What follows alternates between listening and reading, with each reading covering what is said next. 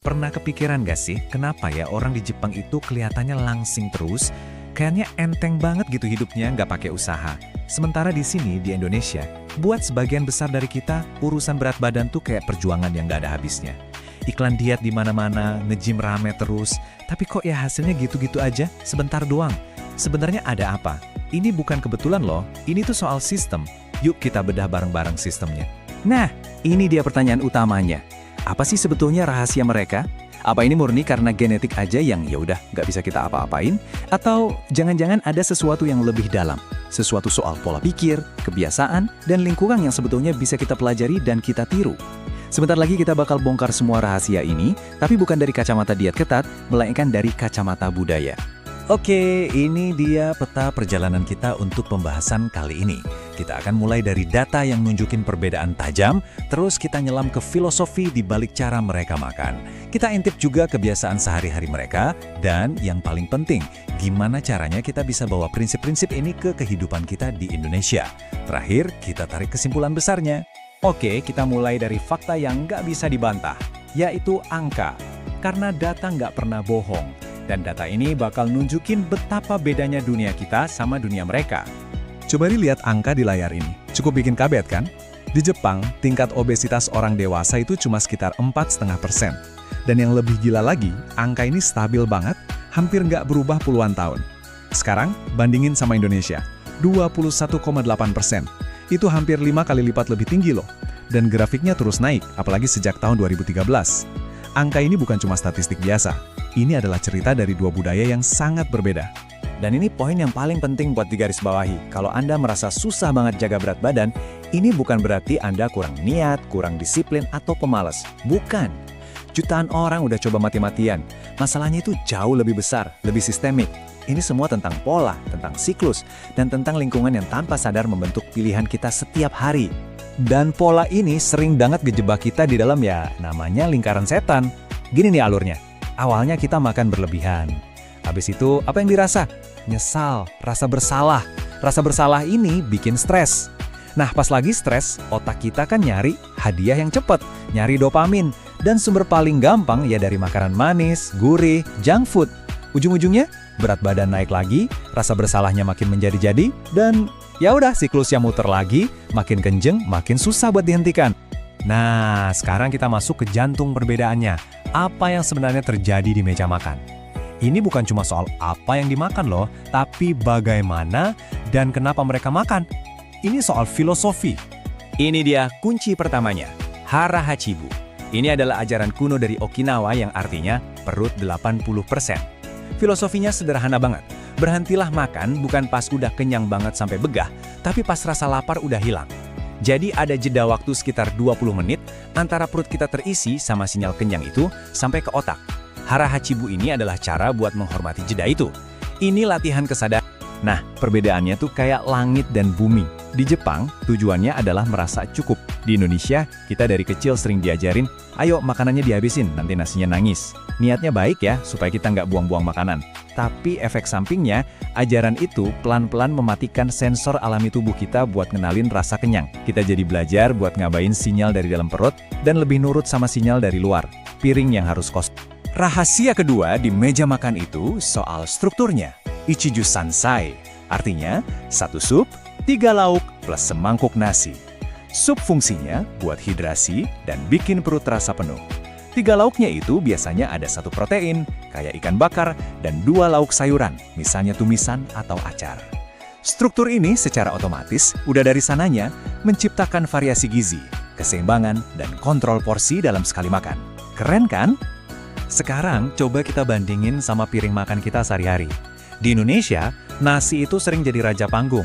Bisa menguasai lebih dari setengah piring, lauknya mungkin cuma 1 atau 2, dan sayur seringkali cuma jadi pelengkap bahkan hiasan doang. Komposisinya udah beda banget secara fundamental. Dan yang terakhir, tapi ini efeknya dahsyat banget, ukuran wadahnya. Di Jepang, makanan itu disajikan di banyak piring dan mangkuk kecil-kecil. Ini bukan cuma biar cantik, tapi ini trik psikologis yang cerdas. Porsi yang sama bakal kelihatan jauh lebih banyak di piring kecil daripada di piring besar. Kebalikannya, di sini kita terbiasa dengan porsi besar, promo ukuran jumbo, yang pelan-pelan ngegeser standar porsi normal di kepala kita.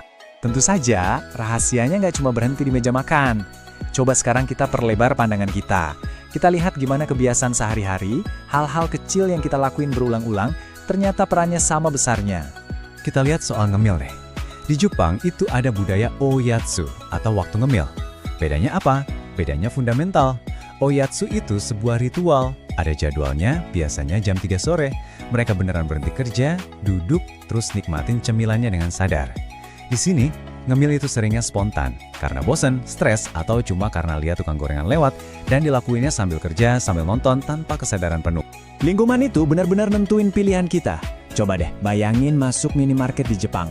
Di sana gampang banget nemu salad segar, ikan panggang kemasan, onigiri, telur rebus. Pilihan sehat itu pilihan yang mudah. Nah, bandingin sama minimarket di sini, yang rak-raknya dipenuhi mie instan, roti manis, keripik, sama minuman gula tinggi. Pilihan yang paling gampang dijangkau seringkali justru yang paling gak sehat. Nah, slide ini nunjukin banget bedanya soal aktivitas fisik. Di kota-kota besar Jepang, jalan kaki itu bukan olahraga, itu cara hidup. Infrastrukturnya dirancang buat itu. Orang jalan dari rumah ke stasiun, dari stasiun ke kantor. Jadi dapat 10.000 langkah sehari itu bisa terjadi begitu aja, secara alami. Kalau di Indonesia, dominasi motor dan gampangnya pesan ojek online, plus trotoar yang kadang nggak mendukung, bikin jalan kaki jadi pilihan yang kurang praktis. Terakhir, ada faktor yang nggak kelihatan tapi kuat banget pengaruhnya, norma sosial.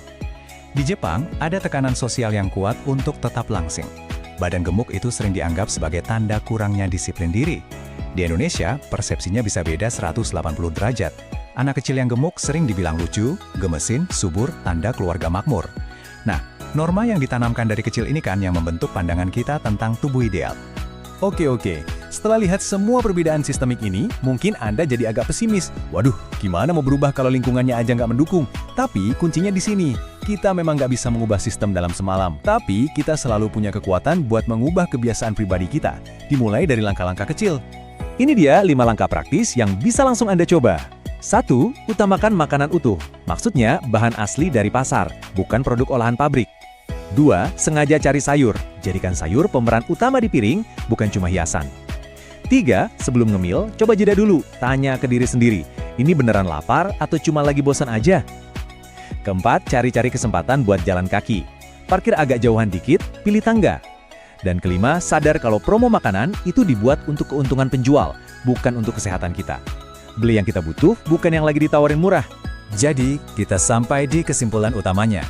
Menjadi langsing dan sehat ala Jepang itu ternyata bukan soal perjuangan mati-matian atau diet ketat yang menyiksa. Sama sekali bukan.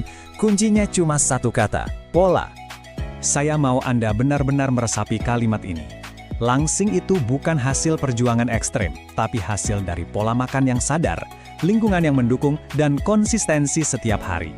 Ini semua tentang pilihan-pilihan kecil yang cerdas, yang diulang terus hari demi hari, sampai akhirnya jadi kebiasaan yang otomatis. Itulah rahasia yang sesungguhnya. Nah, sekarang pertanyaannya saya kembalikan ke Anda. Setelah mendengar semua ini, Anda nggak perlu mengubah seluruh hidup besok pagi. Itu nggak realistis. Cukup pilih satu hal, satu saja. Dari semua pola yang sudah kita bahas tadi, langkah kecil mana yang rasanya paling mungkin untuk Anda mulai terapkan hari ini juga? Semoga penjelasan ini bermanfaat dan bisa memberikan perspektif baru buat Anda. Ingat, mulai dari langkah yang paling kecil dan bangun konsistensi dari situ. Sampai jumpa di video selanjutnya. Dukung channel HC ID dengan like, komen, dan subscribe channel ini.